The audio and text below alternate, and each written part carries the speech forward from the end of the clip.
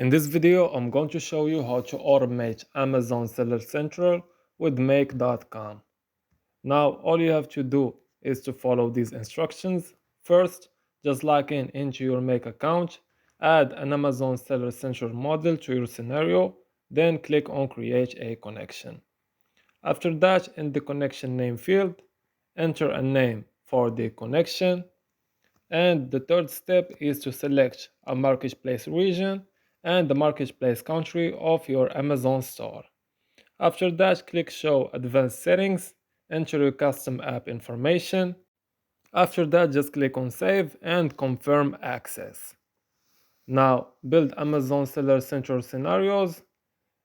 Includes triggers, catalog, product pricing, orders, reports, documents, and other. So this was an easy and quick process video. I hope this video was helpful. This was how to automate Amazon Seller Central. As always, thank you for watching.